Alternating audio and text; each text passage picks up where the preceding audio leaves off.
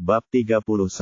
Ye Bufan berkata dengan percaya diri, selama masih ada nafas, saya bisa menyembuhkannya.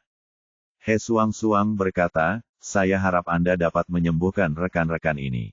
Sungguh tidak mudah bagi semua orang. Kita menjalani hidup dan mati setiap hari, begitu pula keluarga kami. Ada orang tua di atas dan orang muda di bawah. Jika sesuatu terjadi, konsekuensinya tidak terbayangkan. Segera, mobil spotnya melaju ke rumah sakit pengobatan tradisional Tiongkok Jiangnan. Ye Bufan bertanya, apakah semua rekan Anda dirawat di rumah sakit pengobatan tradisional Tiongkok? Pantas saja dia bertanya. Saat ini pengobatan tradisional Tiongkok sedang mengalami kemunduran. Tidak banyak orang yang percaya pada pengobatan tradisional Tiongkok. Apalagi yang tiba-tiba seperti itu penyakit, mereka umumnya tidak memilih pengobatan tradisional Tiongkok untuk pengobatan. He Suang-Suang berkata, tidak mungkin. Ketika mereka jatuh sakit pada waktu yang sama kemarin, mereka dikirim ke rumah sakit Jiangnan. Sayangnya, semua pemeriksaan telah dilakukan, tetapi tidak ada masalah yang ditemukan. Kemudian, Kapten mengirim mereka ke rumah sakit Jiangnan pengobatan tradisional Tiongkok, berharap para dokter pengobatan tradisional Tiongkok bisa ada jalan. Kemanapun dia pergi sekarang, ada mobil yang penuh sesak. Dia melihat sekeliling dan tidak menemukan tempat parkir kosong, jadi dia langsung menuju ke pintu rumah sakit dan berkata kepada Ye Bufan, situasinya mendesak, kamu pergi dulu. Saya akan mentraktir rekan saya sementara saya mencari tempat parkir. Petik 2. Ye Bufan mengangguk, membuka pintu mobil dan berjalan keluar. Begitu dia memasuki pintu, dia bertemu dengan dua orang, yaitu Ma Wenbo dan Zhu Linlin. Hal ini membuatnya tercengang. Kemarin, Qin Cucu membeberkan tas LV palsu dan gelang granit di depan umum. Logikanya, seharusnya keduanya berpisah. Mengapa mereka berkumpul lagi? Di saat yang sama, dua orang juga melihatnya. Ternyata Ma Wenbo sangat membenci Ye Bufan setelah membayarnya 2 juta, dan ia selalu merasakan rasa balas dendam karena bersama Zhu Linlin. Jadi saya menemukan Zhu Linlin dan berjanji untuk membantunya pindah ke rumah sakit pengobatan tradisional Tiongkok Jiangnan sebagai pekerja magang melalui koneksi, dan mengatur pekerjaan di sini langsung setelah lulus. Meskipun Zhu Linlin sangat marah sebelumnya, kondisi keluarganya rata-rata dan itu tidak masalah. Saat ini, sulit bagi mahasiswa untuk mendapatkan pekerjaan, dan rumah sakit pengobatan tradisional Tiongkok Jiangnan adalah rumah sakit besar, jadi mereka setuju karena alasan keuntungan, dan keduanya bersatu kembali. Ma Wenbo melihat sekeliling dan tidak menemukan jejak He Suang-Suang, lalu dia merasa lega. Nak, apa yang kamu lakukan di sini? Ye Bufan berkata, rumah sakit ini tidak dikelola oleh keluargamu. Apakah saya harus melaporkan kepada Anda apa yang saya lakukan? Zhu Linlin berteriak, kamu benar sekali. Marta, paman tuan muda adalah direktur di sini, dan rumah sakit ini mirip dengan miliknya. Ye Bufan tersenyum dingin, apa yang kamu lakukan di sini? Mungkinkah gelang palsu itu diracuni dan kamu datang menemui pamannya untuk berobat? Petik 2. Zhu Linlin tersipu karena marah dan berteriak, Ye Bufan, bukankah kamu baru saja punya restoran? Jika kamu begitu hebat, kamu tidak akan menjadi apa-apa ketika kamu sampai di rumah sakit. Sejujurnya, aku hari ini saya di sini untuk magang sebagai dokter. Pak Ma sudah menjalin hubungan baik dengan saya. Hari ini hanya formalitas. Saya akan bisa langsung bekerja di sini setelah lulus. Sebaliknya, Anda, seorang mahasiswa kedokteran, bahkan bukan mahasiswa kedokteran. Aku tidak bisa menemukan tempat magang. Aku sangat malu padamu. Petik 2. Kamu tidak perlu malu padaku. Kita tidak ada hubungannya satu sama lain. Ye Bufan bergegas ke atas untuk menemui dokter. Setelah berbicara, dia bergegas ke atas. Melihat punggungnya, Zhu Linlin menghentakkan kakinya dan mengutuk, apa masalahnya? Tidak peduli betapa hebatnya kamu, aku akan tetap ditendang oleh ibuku. Petik 2. Lupakan saja, jangan marah. Ma Wenbo berkata, saya harap dia tidak di sini untuk mengikuti ujian magang hari ini. Dokter, kalau tidak, saya harus meminta paman saya untuk memberinya pelajaran. Petik 2. Zhu Linlin berkata, artinya, jika dia juga ada di sini untuk mengambil ujian, dia tidak boleh diizinkan untuk lulus. Di bangsal perawatan khusus di atas gedung, Liu Mingyang, Kapten Tim Polisi Kriminal, Kepala Rumah Sakit Pengobatan Tradisional Tiongkok Xie Donglin, Kepala Dokter Zhang Bo dan yang lainnya berkumpul di sekitar ranjang rumah sakit, memperhatikan dengan penuh perhatian saat seorang lelaki tua mendiagnosis penyakit dengan polisi di ranjang. Orang tua itu adalah Chao Xinghua, Kepala Bai Kaotang. Setelah mendiagnosis denyut nadi 3 orang, ekspresinya menjadi sangat berat. Dia bertanya, apa hasil diagnosis dari pengobatan barat? Dokter yang merawat Zhang Bo buru-buru melangkah maju dan menjawab, hasil diagnosis dari pengobatan barat adalah semuanya normal, tetapi suhu tubuh rendah, tetapi penyebabnya tidak bisa ditemukan. Liu Mingyang berkata dengan cemas ditanya, Tuan Chao, bagaimana kabar saudara-saudaraku ini? Penyakit apa yang mereka derita? Chao Xinghua berkata, kondisi denyut nadi mereka bertiga persis sama. Mereka semua ketidakseimbangan yin dan yang, sangat kacau. Jika tebakan saya benar, mereka pasti terkontaminasi dengan sesuatu yang najis. Petik 2. Apa? Sesuatu yang najis. Bagaimana ini mungkin? Mata Liu Mingyang membelalak. Sebagai seorang polisi, ada beberapa hal yang tidak dia lakukan, tidak percaya. Chao Xinghua berkata, hal-hal najis yang saya bicarakan adalah roh jahat yin. Ini adalah gejala energi yin memasuki tubuh. Petik 2. Oh, Liu Mingyang bertanya, Tuan Chao, apakah Anda punya metode pengobatan? Chao Xinghua dia menghela nafas, lalu menggelengkan kepalanya dan berkata, sangat memalukan untuk mengatakan bahwa pengobatan Tiongkok kuno awalnya berbicara tentang integrasi pengobatan, seni bela diri, dan mistisisme. Sangat disayangkan bahwa seni bela diri dan mistisisme pada dasarnya telah hilang dalam tradisi tradisional pengobatan Tiongkok sampai sekarang, dan sisanya saya juga telah kehilangan lebih dari setengah keterampilan medis saya. Benar-benar tidak ada yang bisa saya lakukan untuk penyakit semacam ini. Liu Mingyang berkata dengan cemas, Tuan Chao, Anda adalah pemimpin dalam bidang pengobatan tradisional Tiongkok.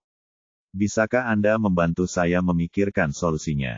Xie Donglin menindaklanjuti dan berkata, ya, Tuan Chao, orang-orang ini situasinya sangat tidak stabil. Bahkan jika kita pindah ke ibu kota kekaisaran, kita tidak menjamin apakah akan ada kecelakaan di jalan. Rumah sakit mereka tidak dapat berbuat apa-apa terhadap penyakit 3 orang di depan mereka, jadi mereka mengundang Chao Xinghua kemari. Bahkan jika Tuan Chao tidak dapat disembuhkan, maka segalanya akan menjadi merepotkan. Chao Xinghua menyentuh janggutnya dan berkata, tidak ada jalan keluar. Jika kita ingin menyembuhkan orang-orang ini, sepertinya kita hanya bisa meminta kakak laki-lakiku untuk mengambil tindakan. Petik 2. Liu Mingyang berkata dengan harapan, Tuan Chao, bisakah Anda kakak senior menyembuhkan penyakit ini? Chao Xinghua berkata dengan kagum, tentu saja, kakak laki-laki saya adalah pewaris sejati pengobatan kuno. Keterampilan medisnya luar biasa. Tidak ada penyakit di dunia yang tidak dapat dia sembuhkan. Zhang Bai bertanya dengan ragu, Chao Lao, ahli pengobatan Tiongkok terkenal manakah yang merupakan kakak laki-laki Anda? Saya belum pernah mendengar bahwa Anda memiliki kakak laki-laki sebelumnya. Petik 2.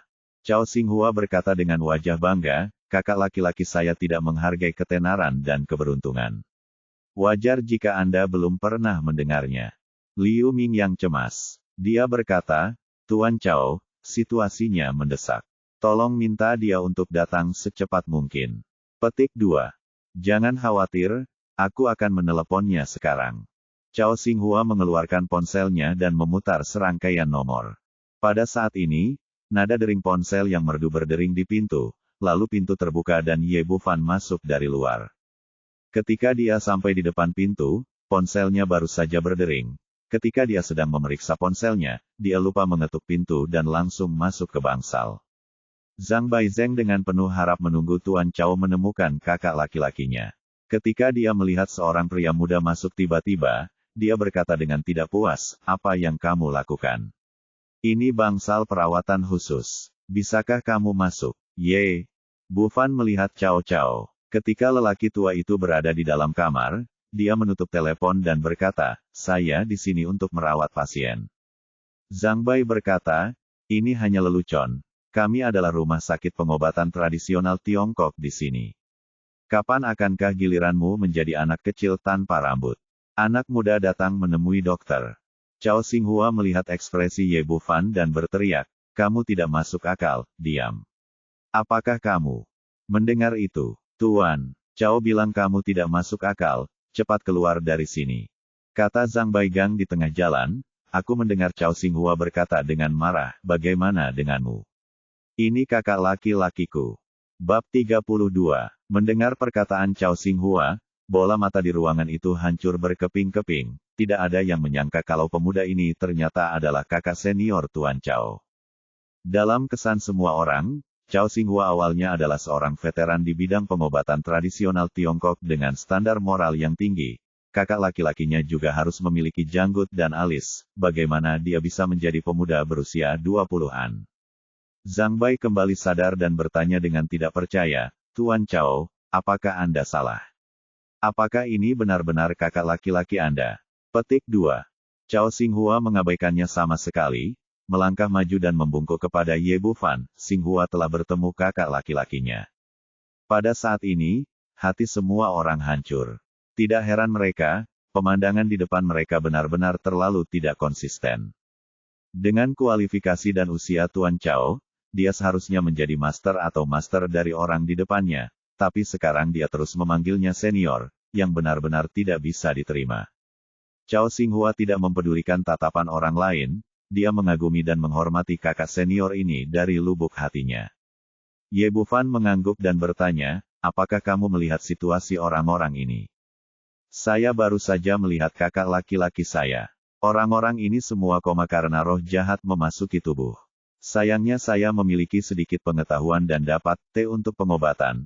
Aku harus merepotkan kakak laki-lakiku untuk mengambil tindakan. Chao Xinghua berkata dan dengan hormat mengundang Ye Bufan ke samping tempat tidur pasien.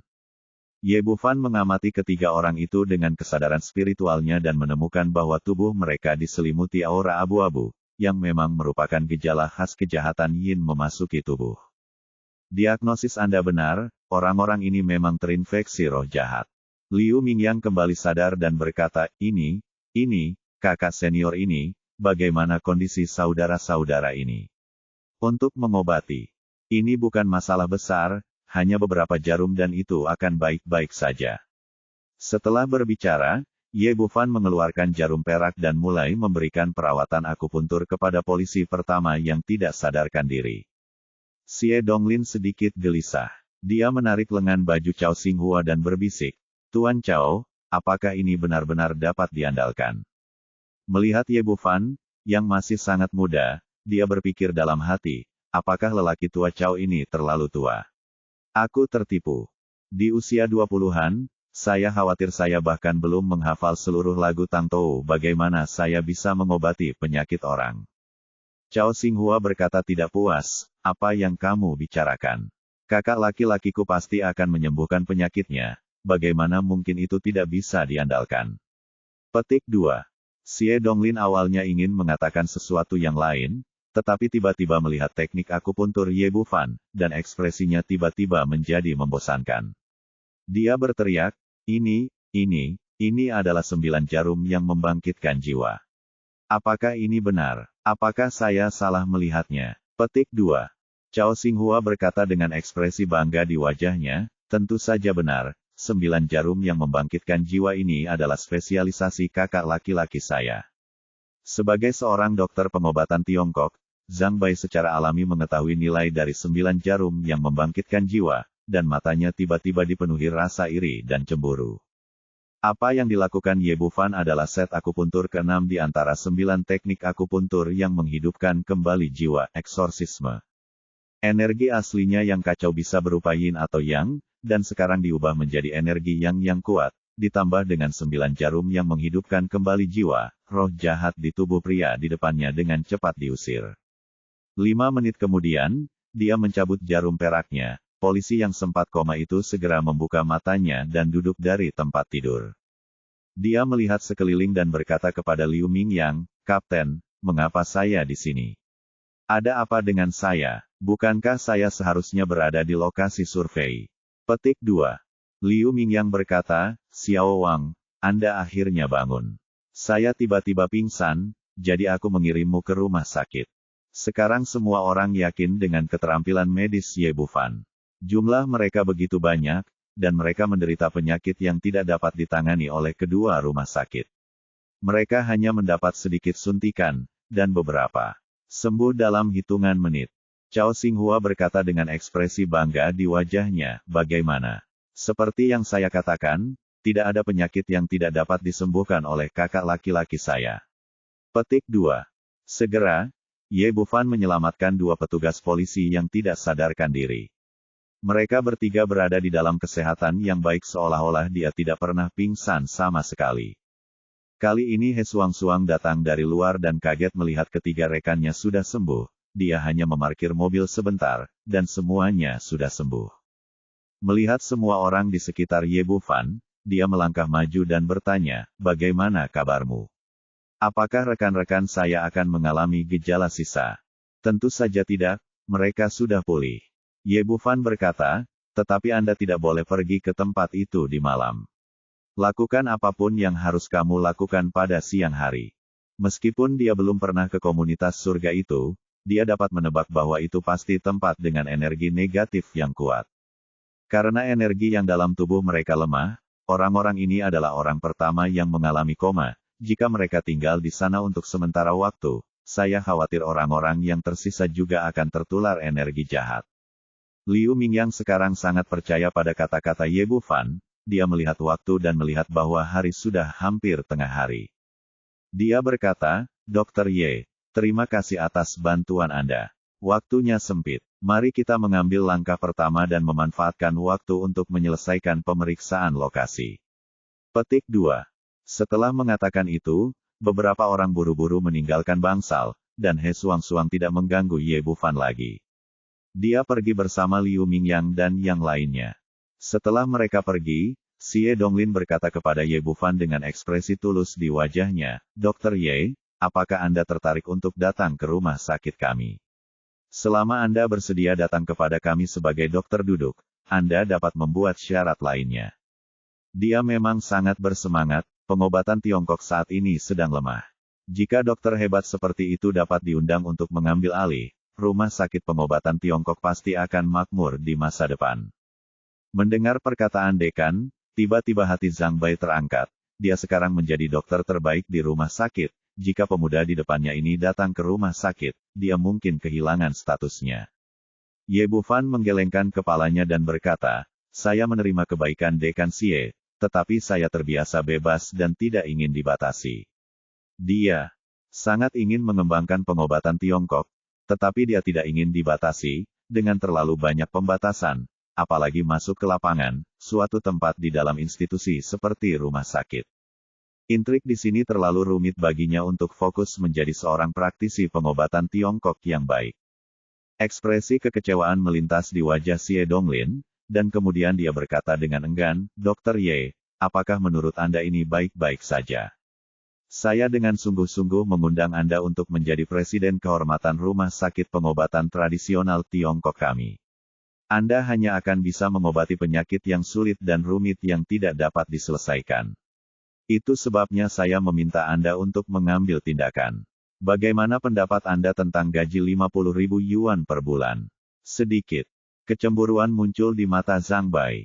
Sebagai dokter terbaik di dunia rumah sakit, dia tidak bisa mendapatkan 50.000 yuan per bulan. Orang mendapatkan perawatan seperti ini di usia muda. Ye Bufan berpikir sejenak, dan dengan kepribadiannya sendiri, meskipun pihak lain tidak memberikan uang, dia akan tetap membantu jika dia menderita penyakit yang sulit, dan dia akan tetap mendapatkan gaji. Dia mengangguk dan berkata, baiklah, saya akan menjadi dekan kehormatan. Bagus, Dr. Ye, saya akan meminta seseorang menyiapkan surat penunjukan nanti dan mengirimkannya kepada Anda dalam beberapa hari. Xie Donglin berkata, Dr. Ye, ada satu hal lagi.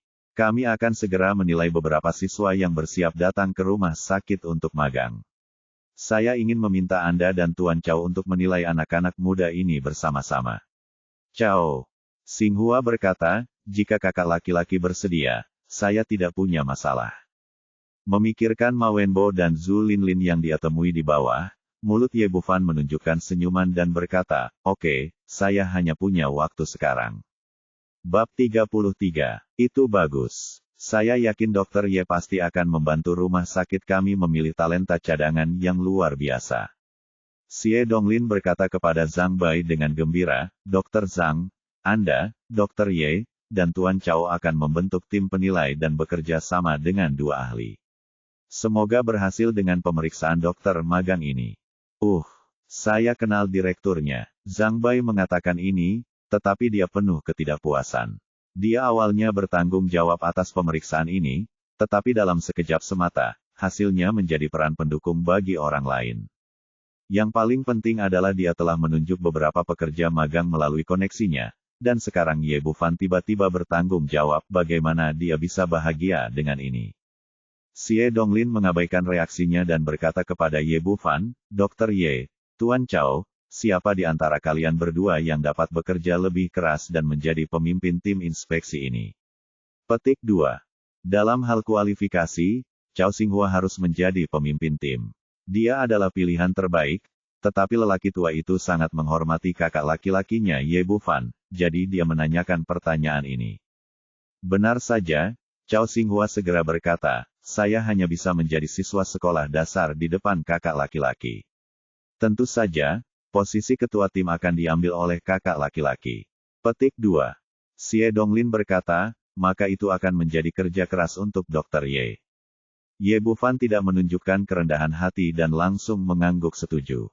Sebagai pewaris pengobatan kuno, ia cukup percaya diri dengan keterampilan medisnya, belum lagi pemimpin tim penilai sebuah rumah sakit, bahkan Presiden Asosiasi Medis Dunia pun tidak akan menganggapnya serius. "Baiklah, kalian berdua, silakan ikut aku ke ruang konferensi kecil." Setelah mengatakan itu, Xie Donglin memimpin jalan, memimpin Ye Bufan dan Chao Xinghua menuju ruang konferensi kecil, dengan Zhang Bai mengikuti di belakang. Sesuai kesepakatan sebelumnya, penilaian ini seharusnya sudah dimulai sejak lama, namun agak tertunda karena tiba-tiba diterimanya beberapa kasus khusus dari tim kriminal polisi. Keempat orang itu turun dan tiba di lantai 5 tempat ruang konferensi kecil berada. Saat dia hendak masuk ke dalam, seorang pemuda berusia sekitar 20 tahun tiba-tiba keluar dari kamar mandi. Ketika dia melihat Ye Bufan, dia berteriak, "Kakak ketiga, apakah itu kamu?" Ye Bufan menoleh ke belakang dan melihat bahwa itu orang itu sebenarnya adalah saudara laki-laki kedua Han Shuai di asramanya. "Din Xie, kalian bertiga pergi dulu. Aku akan menyapa seorang kenalan." Petik 2.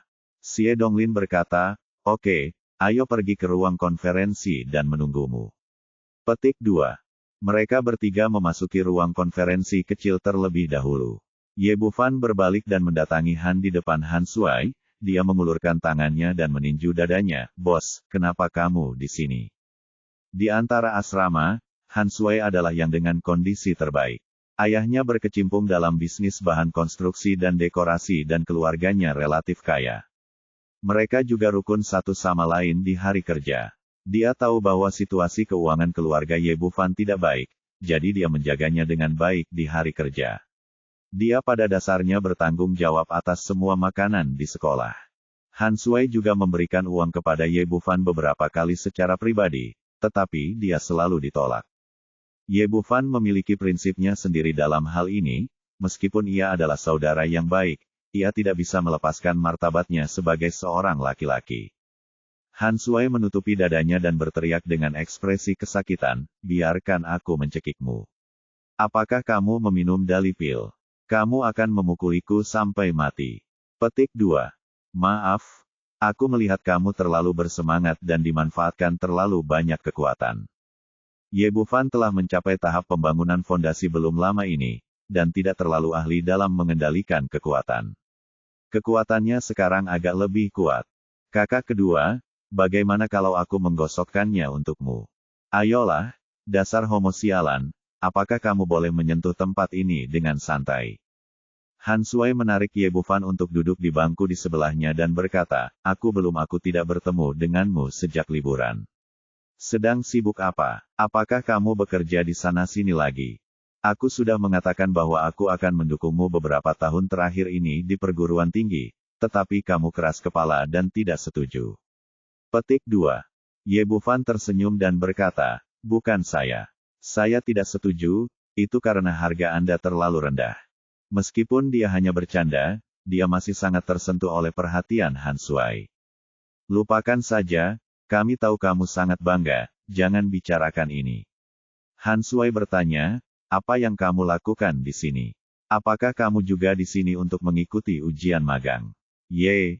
Bufan berkata, kamu salah. Apakah saya di sini untuk menjadi hakim? Apa yang kamu sesumbar sekarang? Wajahku merah dan jantungku tidak berdetak. Han Sui berkata, rumah sakit pengobatan tradisional Tiongkok adalah salah satu rumah sakit utama di kota Jiangnan, dan kita tidak bisa masuk meskipun kita memiliki hubungan saling percaya. Kamu masih ingin menjadi hakim, apakah kamu memimpikannya?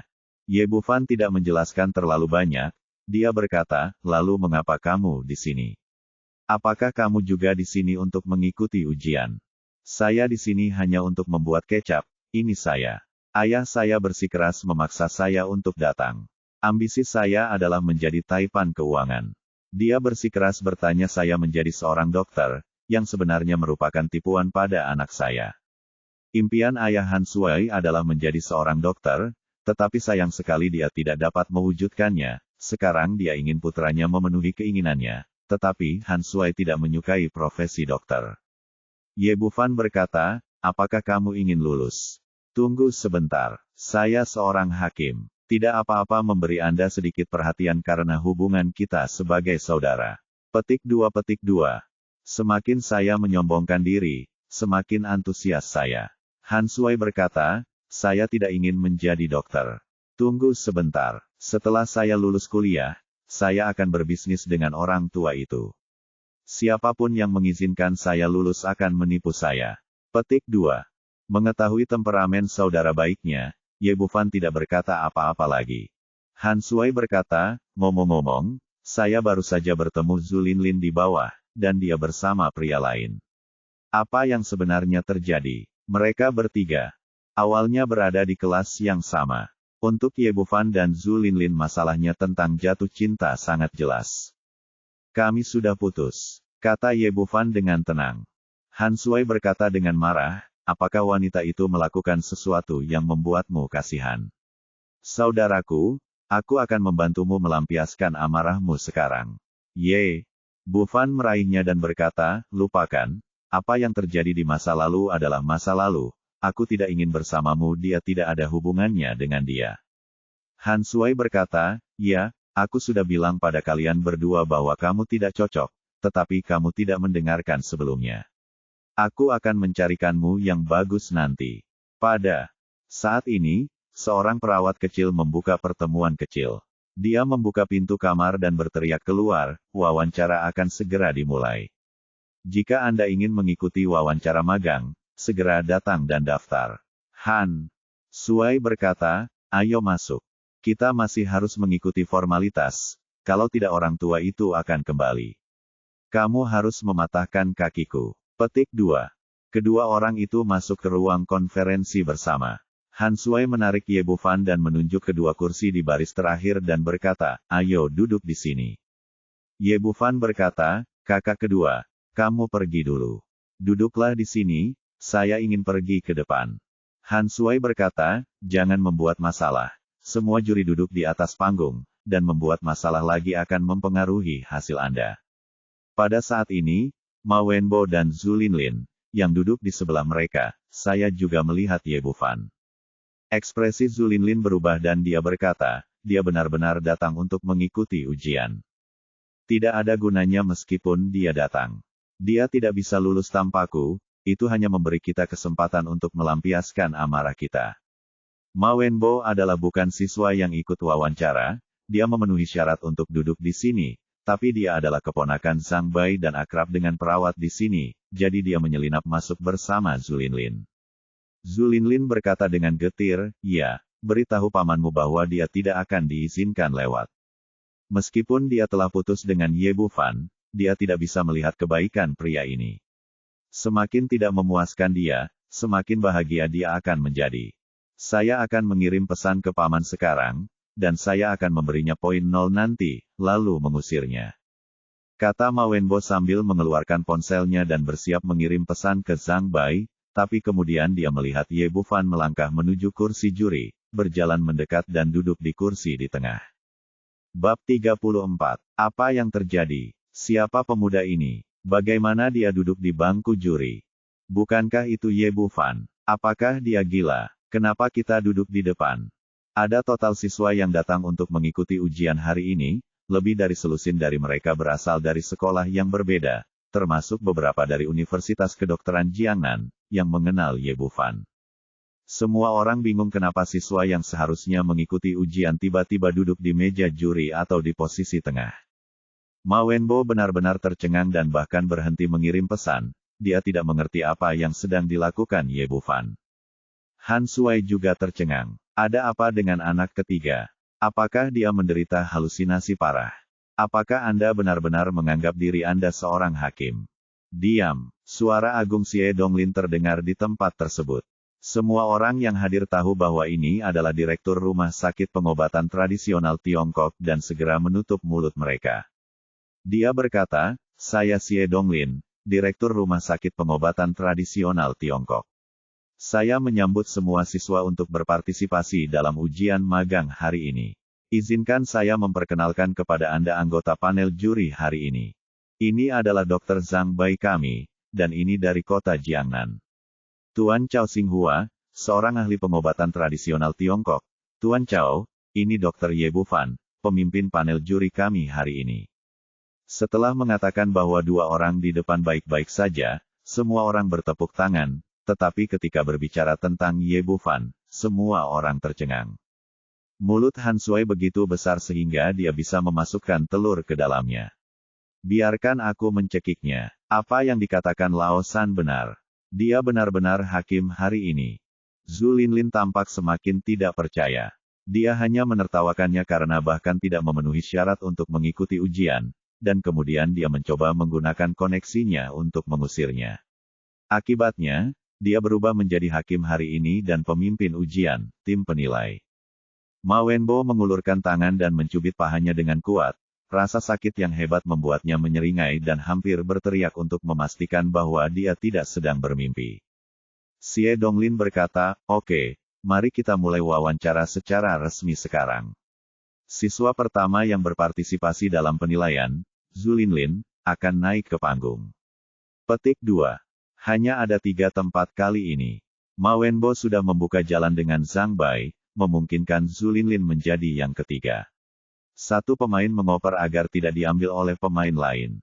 Namun mereka tidak pernah menyangka bahwa dekan, yang tidak pernah menanyakan hal sepele seperti itu, akan benar-benar berada di sini untuk memimpinnya, dan hakim akan digantikan oleh Ye Bufan saat ini dari Zhang Bai. Meski merasa tidak berdaya, Zhu Linlin tetap berjalan ke depan panggung dan membungkuk kepada 3 orang di bangku juri. Chao Xinghua bertanya, "Siswa ini, izinkan saya menanyakan pertanyaan pertama terlebih dahulu. Apa yang Anda pahami dengan kultivasi tidak terlihat, tetapi Tuhan mengetahui niatnya?" Sebagai seorang praktisi pengobatan tradisional Tiongkok, dia sangat mementingkan budidaya etika kedokteran, jadi bait ini digantung di depan aula Baikao. Aku, Zhu Linlin biasanya tidak berprestasi dalam pelajarannya kali ini dia diberitahu bahwa itu hanya formalitas dan dia pasti akan diterima, jadi dia tidak melakukan persiapan apapun. Dia belum pernah mendengar pertanyaan Chao Xinghua, jadi bagaimana dia bisa menjawabnya? Wajahnya berubah warna menjadi hati babi dalam sekejap. Zhang Bo menggelengkan kepalanya diam-diam dan berkata, "Tuan Chao, perguruan tinggi tidak mengajarkan banyak tentang etika medis. Bagaimana kalau kita mencoba pertanyaan lain dan bertanya tentang pengetahuan profesional?" Petik 2. Ye Bufan segera mengerti. Sepertinya itulah yang dimaksud Zhu Linlin. Hubungan yang paling penting adalah Zhang Bai di sebelah saya.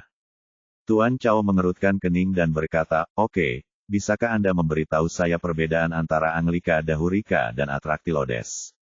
Atraktilodes dan Anglika adalah 2 obat Tiongkok yang sangat umum. Keduanya memiliki penampilan yang mirip dan efek obat yang serupa. Jika Anda tidak memperhatikan, mudah untuk menggunakannya. Kedua bahan obat itu bingung, jadi dia mengeluarkannya dan menanyakannya sebagai pertanyaan terpisah.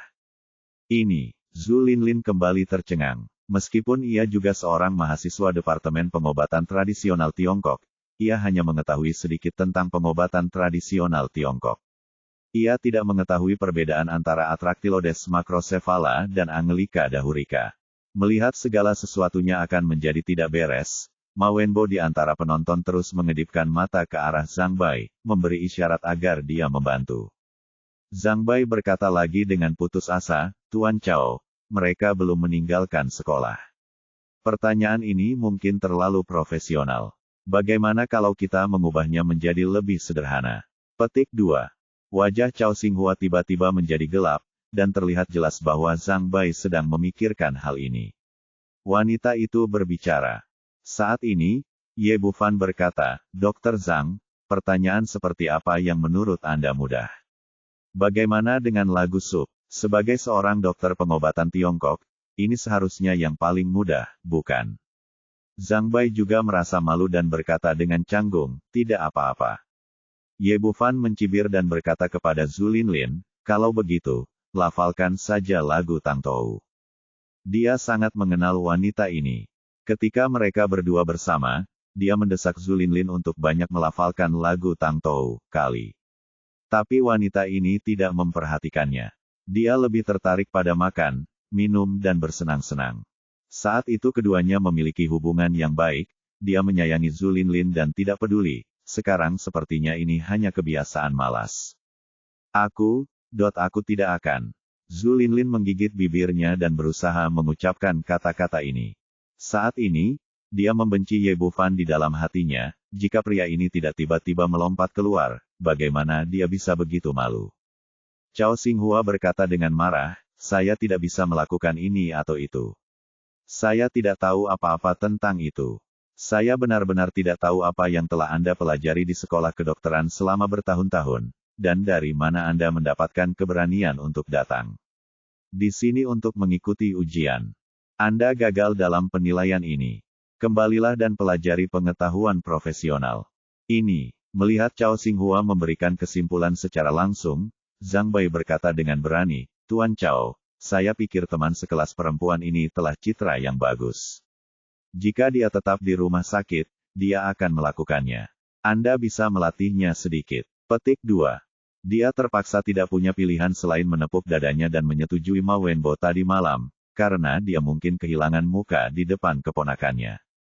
Selain itu, keluarga Ma sangat kaya, dan dia berencana membiarkan saudara perempuannya membelikannya mobil. Awalnya, dia mengira Ye Bufan dan Chao Xinghua bisa memberinya wajah, tapi dia tidak menyangka Chao Xinghua akan menjadi marah begitu dia mengucapkan kata-katanya.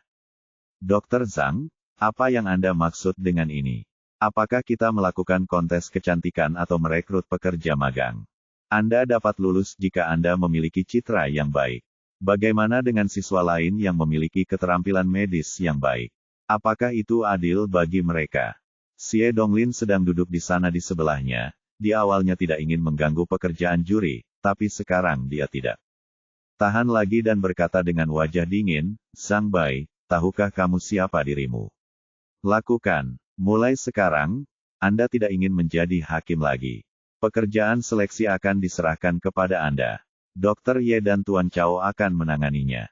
Petik 2. Ya, Dekan, kata Zhang Bai dengan sedih. Dia awalnya berpikir bahwa Dekan dan Chao Xinghua akan memberinya wajah, tapi dia tidak menyangka bahwa mereka terlalu melebih-lebihkan dirinya sendiri. Ye Bufan melirik Zhu Linlin dengan ekspresi main-main di wajahnya, siswa ini, hasil evaluasimu tidak memenuhi syarat, silakan turun. Melihat keputusan akhir hancur, Zhu Linlin tidak bisa lagi mengendalikan emosinya. Dia berkata dengan marah, Ye Bufan, ini semua salahmu. Chao Xinghua berkata tidak puas, apa yang kamu bicarakan, gadis kecil? Kamu tidak tahu apa-apa tentang itu, dan kamu sebenarnya menyalahkan orang lain. Saya tidak yakin. Kemarahan Tuan Muda Wenbo meningkat. Dia tiba-tiba berdiri dari samping, menunjuk ke arah Ye Bufan dan berteriak, dia hanyalah mahasiswa biasa Universitas Kedokteran Jiangnan. Kualifikasi apa yang dia miliki untuk duduk di sini dan menjadi hakim? Bab 35.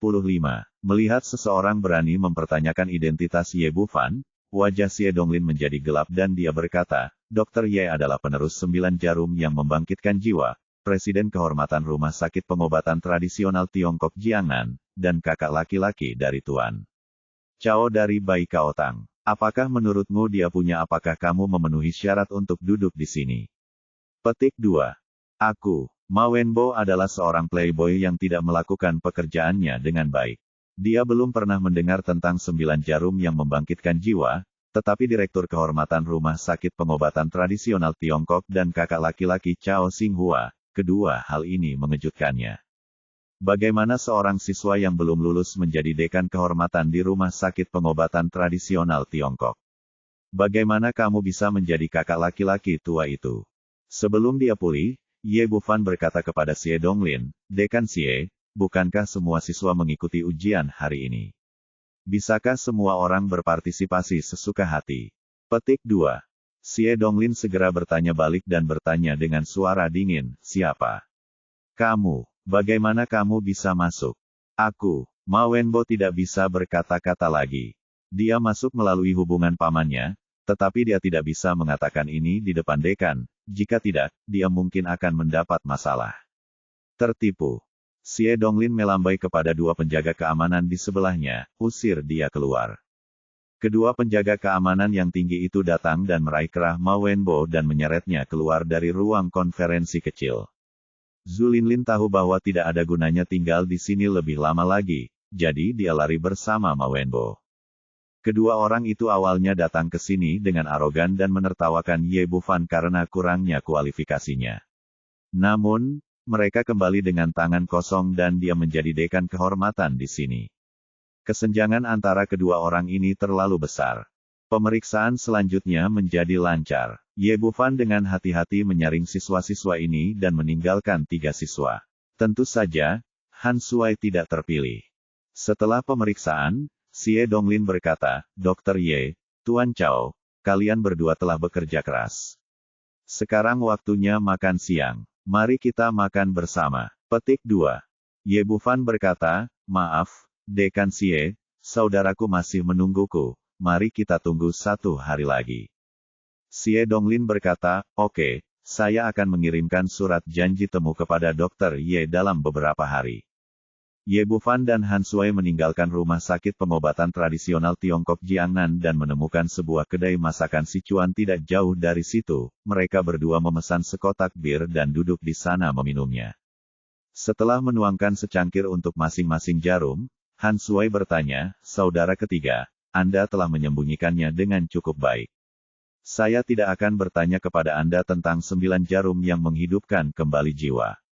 Kapan Anda menjadi Presiden Kehormatan Pengobatan Tradisional Tiongkok Jiangnan Rumah Sakit? Kapan Anda menjadi kakak laki-laki Tuan Chao lagi? Berita tadi hampir mengejutkannya. Meskipun pengobatan Tiongkok saat ini sedang terpuruk, Rumah Sakit Pengobatan Tradisional Tiongkok Jiangnan juga merupakan salah satu rumah sakit terbaik. Banyak lulusan berprestasi di perguruan tinggi mereka yang tidak bisa masuk, namun kini Ye Bufan telah naik ke puncak dan langsung menjadi dekan kehormatan di sini, yang bahkan tidak dapat ia bayangkan. Ada juga Chao Xinghua, Tuan Chao, seorang tokoh pengobatan tradisional Tiongkok yang terkenal di kota Jiangnan. Para guru di perguruan tinggi sering menjadikan dia sebagai contoh dalam menetapkan tujuan hidup mereka. Orang yang begitu hebat ternyata adalah adik laki-lakinya, yang masih terasa seperti mimpi baginya. Ye Bufan berkata, baiklah, hari ini saya baru saja membantu Rumah Sakit Pengobatan Tradisional Tiongkok Jiangnan menyembuhkan 3 pasien. Mereka mengira keterampilan medis saya bagus, dan direktur mempekerjakan saya untuk menjadi direktur kehormatan, jadi saya setuju. Han Shuai bertanya, apa tentang kakak laki-laki Tuan Chao? Apa yang terjadi? Ceritanya panjang. Mari kita bicarakan ketika kita memiliki kesempatan di masa depan. Ye Bufan benar-benar tidak bisa menjelaskan warisan sekte pengobatan kuno, jadi dia hanya disebut mata ceroboh. Untungnya, Han Shuai juga orang yang bijaksana dan tahu bahwa setiap orang memiliki rahasianya masing-masing. Karena kakaknya tidak mau memberitahu, dia tidak bertanya lagi. Dia berkata, Lao San, apakah kamu percaya pada cinta pada pandangan pertama? Ye Bufan hanya menyesap bir ke dalam mulutnya dan hampir tersedak ketika mendengar kata-katanya. Kakak kedua, maksudmu itu cinta pada pandangan pertama? Han Sui mengangguk putus asa dan berkata, ya, saudaraku, aku telah menikmati bunga selama bertahun-tahun, dan akhirnya bertemu seseorang yang kusuka. Petik 2. Oke, berhentilah membual, peluk aku setiap hari menonton video pendek di ponselmu berjudul Son Yi Huachong. Ye Bufan berkata, katakan padaku, gadis mana yang sangat sial sehingga kamu menyukaimu? Han Sui berkata, namanya Si Yuting, dia adalah dari Departemen Keuangan Universitas Jiangnan. Tidak hanya dia sangat cantik, tetapi dia juga seorang gadis yang terkenal berbakat. Dapat dikatakan bahwa dia memiliki bakat dan kecantikan. Ye Bufan berkata, gadis yang baik telah jatuh cinta padamu. Tentu saja, saya dari Universitas Kedokteran Jiangnan. Dengan ketampanan, bagaimana mungkin perempuan tidak menyukainya? Han Sui berkata, tapi masih ada sedikit masalah sekarang. Ada seorang anak laki-laki yang mengejar Yuting dengan aku. Ye Bufan berkata, bukankah kamu mengatakan bahwa kita jatuh cinta pada pandangan pertama? Mengapa? Apakah ada orang lain yang mengejarmu? Petik 2. Aku jatuh cinta pada pandangan pertama, tapi Yuting masih sedikit ragu. Meskipun saya memiliki keunggulan absolut, dia belum membuat keputusan akhir. Ye Bufan tahu betul sifat kakaknya, sambil tersenyum. Berkata, apakah kamu menyebut ini cinta pada pandangan pertama? Kamu menyebut ini cinta tak berbalas. Petik 2. Apa yang tak berbalas? Cinta, hanya ada sedikit perbedaan antara aku dan Yuting. Selama kita mengambil satu langkah maju, dia akan menjadi adik iparmu.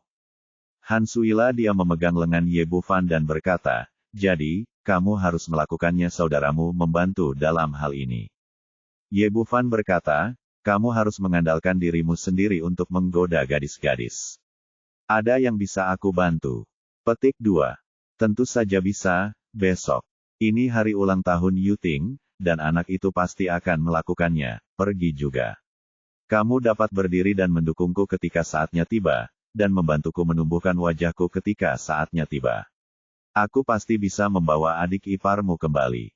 Karena kakak laki-lakiku yang baik membutuhkan bantuan, Ye Bufan tentu saja menurutinya. Dia berkata, baiklah, aku akan pergi bersamamu besok. Saudaraku yang baik, kamu sangat setia. Han Sui minum minuman bersama Ye Bufan, lalu berkata, kapan waktu dan tempatnya ditentukan besok, aku akan meneleponmu. Setelah itu, mereka berdua mulai minum dengan gembira. Dulu, Ye Bufan bukan tandingan Han Sui dalam hal kapasitas minum, tapi sekarang dia adalah orang kuat di dunia, tahap pembangunan fondasi, dan dia dapat mencerna semua alkohol hanya dengan gerakan sederhana kinya. Makannya berlangsung sampai malam, tapi dia tidak merasa lebih baik. Han Sui sudah mabuk.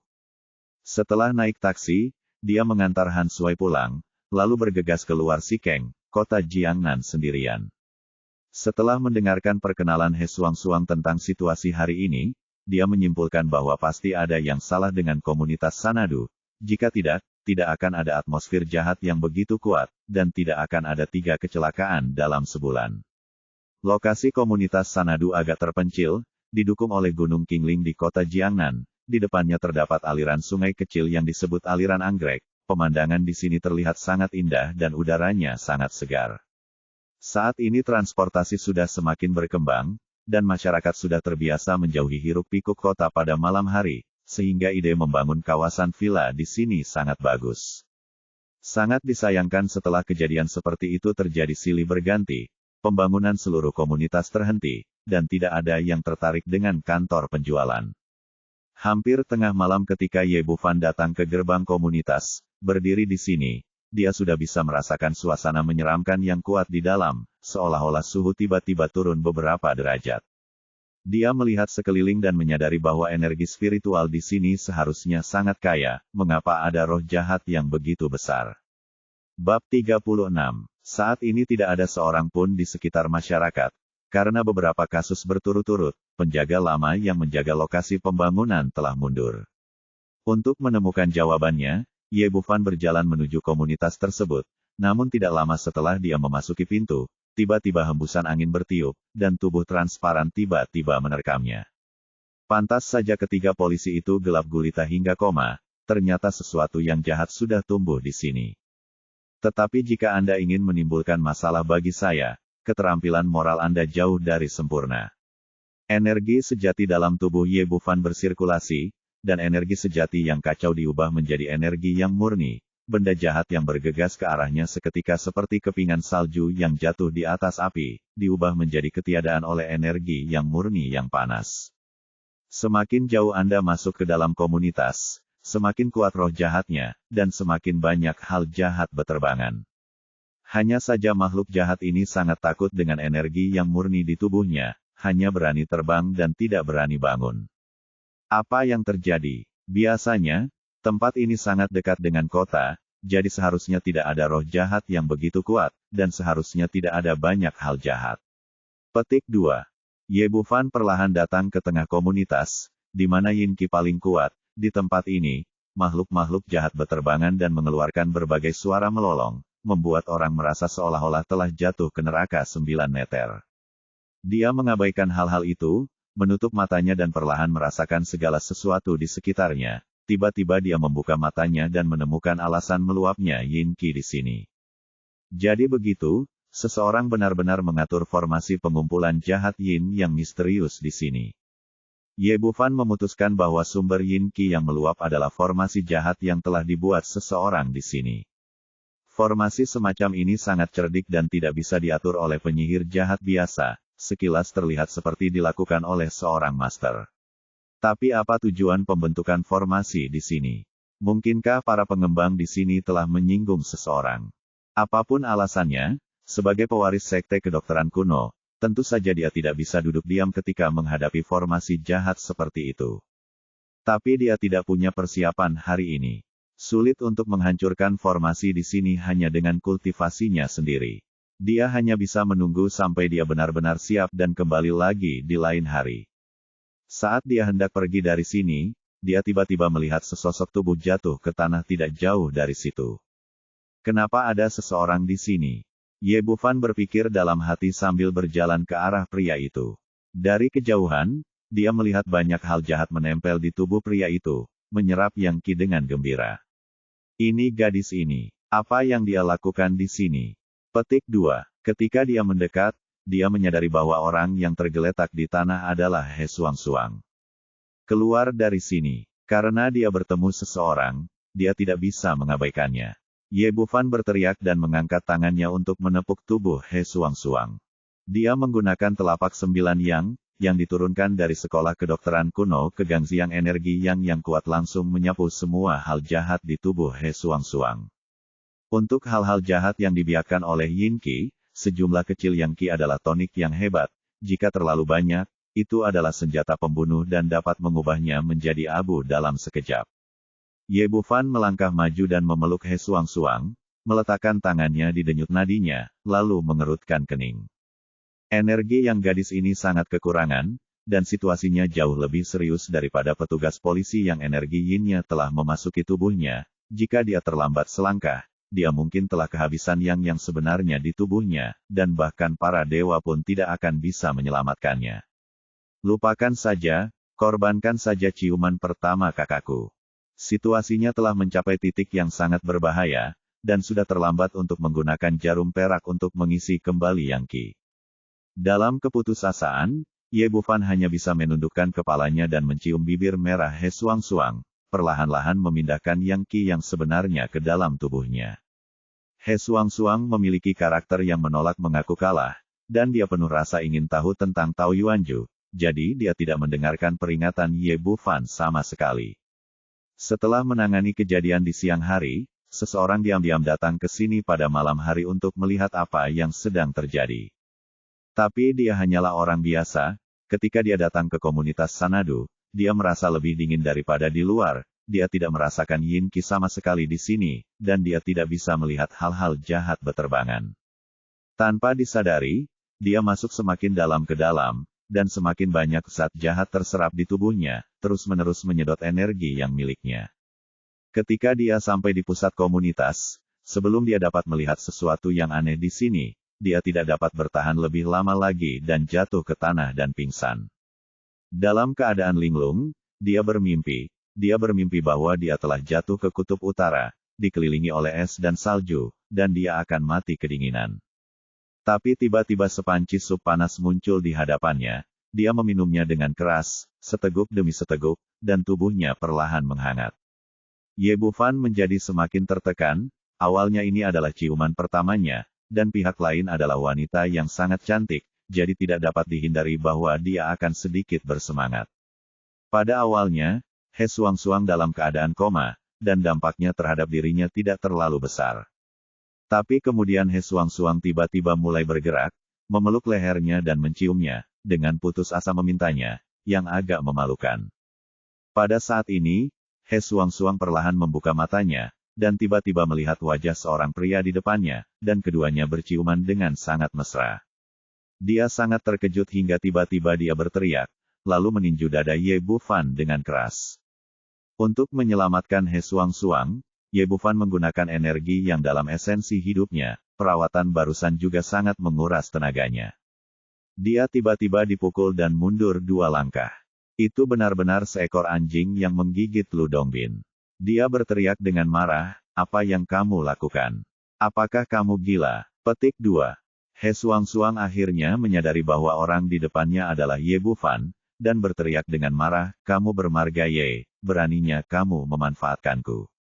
Murah sekali, aku akan bertarung denganmu." Saat dia mengatakan itu, dia mengayunkan tinjunya lagi dan memukul Ye Bufan. Ye Bufan mengulurkan tangan dan meraih kedua pergelangan tangannya dan berkata dengan marah, "Jangan cuek. Jika aku tidak bergegas sekarang, kamu pasti sudah pergi menemui Raja Neraka sekarang." Petik 2. Tidak mungkin, itu benar, jelas bahwa kamu adalah bajingan busuk yang memanfaatkanku. Manfaatkan aku saat aku tidak sadarkan diri, kata He Suang-Suang sambil mengangkat kaki kanannya dan menendangnya ke arah bagian paling vital dari pria Ye Bufan. Melihat serangan mematikan gadis ini, Ye Bufan buru-buru menjepit kakinya di antara telapak kakinya, dan keduanya berdiri di sana dengan postur yang aneh. "Bisakah kamu berhenti bersikap impulsif dan dengarkan aku?" Ye Bufan berkata dengan sangat cepat, 3 rekanmu pingsan, dan aku menemukan sesuatu yang salah di sini, jadi aku tidak membiarkanmu datang. Tapi kamu bersikeras saat kamu lari ke sini, kamu baru saja tersedot oleh hal-hal jahat di sini. Jika saya tidak tiba tepat waktu, kamu pasti sudah mati sekarang. Petik 2. Omong kosong, kamu harus kreatif ketika mencari alasan, tetapi kamu menggunakan cara yang konyol alasan. Ayo berbohong padaku. He Suang-Suang sama sekali tidak percaya dengan apa yang dikatakan Ye Bufan. Kamu tidak percaya, kan? Kalau begitu aku akan membiarkanmu melihatnya, kata Bufan sambil melepaskan tangan He Suang-Suang, lalu membuat mantra sihir dan memukul dahinya dengan keras. Buka mata surgawi. Setelah berteriak dengan keras, dia untuk sementara menggunakan kekuatan sihirnya untuk membantu He Suang-Suang membuka mata surgawi. Sudah kubilang, jangan bicara padaku tentang hal-hal gila ini. Hanya orang tanpa otak yang akan mempercayai ini. He Suang-Suang sedang berbicara dan tiba-tiba melihat banyak hal yang belum pernah dia lihat sebelumnya. Beberapa dari makhluk jahat yang berterbangan ini hanyalah kepala, ada yang telah dimusnahkan, dan ada pula yang hanya kerangka. Meskipun dia memiliki kepribadian yang galak dan keras kepala serta sangat bias terhadap laki-laki, dia tiba-tiba bertemu melihat begitu banyak hal yang menakutkan, dia berteriak ketakutan dan melompat ke pelukan Ye Bufan. Bab 37, Kerangka Berdarah. Karena ketakutan yang luar biasa, kedua kaki panjang He Suang-Suang melingkari erat pinggang Ye Bufan, lengannya memeluk lehernya, dan kepalanya terkubur di pelukannya. Dia menutup matanya sekencang mungkin, tidak berani melihat sekeliling lagi. Ye Bufan merasa sedikit malu sekarang, dengan wanita cantik yang tergantung di tubuhnya seperti koala, dan dengan postur yang ambigu, dia tidak akan menjadi laki-laki jika dia tidak memiliki pemikiran apapun di dalam hatinya. Oke, turunlah dulu. Aku tidak bisa bergerak meski kamu seperti ini. Petik 2. Jangan turun, itu terlalu menakutkan. Petik 2. Ye Bufan tidak punya pilihan selain mengucapkan mantra lain untuk tutup mata surgawinya, lalu dia berkata, "Oke, buka matamu sekarang, kamu tidak bisa melihat lagi." Petik 2. He Suang-Suang perlahan membuka matanya, semuanya berubah menjadi kegelapan, dan dia tidak bisa lagi melihat hal-hal menakutkan itu. Hal ini membuat dia merasa lebih baik, tapi masih tergantung di tubuh Ye Bufan. Apakah monster-monster itu masih di sana? Mereka seharusnya masih di sana. Kata Ye Bufan tak berdaya. Kalau begitu aku tidak akan turun. Terlalu menakutkan di sini. Bawa aku pergi secepatnya. Petik 2. Pada saat ini, He Suang-Suang tidak lagi tampak seperti Tyrannosaurus betina sebelumnya, seperti gadis kecil yang ketakutan, memeluk leher Ye Bufan dengan erat. Bagaimana aku bisa pergi bersamamu seperti ini? Aku tidak peduli, siapa yang memintamu menakutiku. Melihat bahwa He Suang-Suang menolak untuk melepaskannya apapun yang terjadi, Ye Bufan tidak punya pilihan selain mengangkat pantatnya. Posturnya tidak janggal seperti dulu, dan akhirnya kaki bisa digerakkan. Namun pada akhirnya, ia menemukan bahwa rasa malu baru telah datang lagi, karena posisinya yang meninggi, kekenyalan He Suang-Suang yang menjulang tinggi semakin dekat ke wajahnya. Tak hanya wangi tubuh menawan yang senantiasa memenuhi rongga hidung, pemandangan menawan juga terpampang di hadapan Anda. Sekarang bukan waktunya makan tahu, jadi dia hanya bisa memalingkan muka dengan paksa, lalu dia memeluk He Suang-Suang seperti anak kecil dan bersiap untuk pergi. Namun saat ini, ekspresinya menegang dan dia berhenti. Tidak jauh dari sana, kerangka besar berdarah tiba-tiba muncul, benda ini melayang di udara, dengan makhluk jahat yang tak terhitung jumlahnya terbang di sekitarnya, seolah-olah itu adalah raja di sini. Dibandingkan dengan makhluk jahat lainnya, orang ini begitu kuat hingga membuat Ye Bufan merasa tertekan. He Suang-Suang bertanya dengan heran, "Mengapa kamu tidak pergi? Ayo cepat." Petik 2. Bersama-sama, lindungi. Kerangka berdarah itu tergantung di udara, tampak sebesar forklift, dikelilingi oleh udara hitam yang tak terhitung jumlahnya. Kedua mata hitam itu sepertinya mampu menyerap semua cahaya, dan mulut hitamnya seperti gua, terus-menerus mengeluarkan raungan tajam. Pada saat ini, dengan raungan yang tajam, kerangka berdarah itu memberi perintah untuk menyerang. Kabut darah di sekitarnya tiba-tiba tampak menjadi gila, dan mereka bergegas menuju Ye Bufan satu demi satu. Meskipun hal-hal ini tidak dapat menembus ki pelindung tubuhnya, jumlahnya terlalu banyak, satu atau dua di antaranya tidak akan menimbulkan banyak ancaman, tetapi begitu banyak hal jahat yang menyerang bersama-sama masih akan menghabiskan banyak uang untuknya. Kita tidak bisa tinggal di sini lagi, kita harus segera mengungsi. Ye Bufan dengan cepat mundur menuju pintu masuk komunitas sambil menahan serangan makhluk jahat. Dan kerangka berdarah itu seperti seorang komandan yang tenang, dia tidak melancarkan serangannya sendiri, tapi terus mengarahkan hal-hal jahat di sekitarnya, menghabiskan kekuatan Ye Bufan. Orang ini benar-benar menakutkan. Dia tampaknya memiliki sejumlah kecerdasan. Ye Bufan berpikir dalam hati bahwa dia harus menghancurkan formasi pengumpulan jahat Suanyin di sini. Jika tidak, ketika hal-hal jahat ini tumbuh sampai batas tertentu, mereka akan membawa bencana ke seluruh Jiangnan pasar telah hancur. He Suang-Suang berbaring di pelukan Ye Bufan dibandingkan dengan kegelapan yang menakutkan di sekitarnya. Ini adalah pelabuhan teraman. Melihat ekspresinya yang sangat serius, saya tahu dia pasti menghadapi bahaya yang tidak dapat dijelaskan. Melihat kedua orang itu hampir berada di pinggir komunitas, kerangka berdarah itu jelas tidak mau membiarkan mangsanya kabur, dan akhirnya melancarkan serangan secara langsung.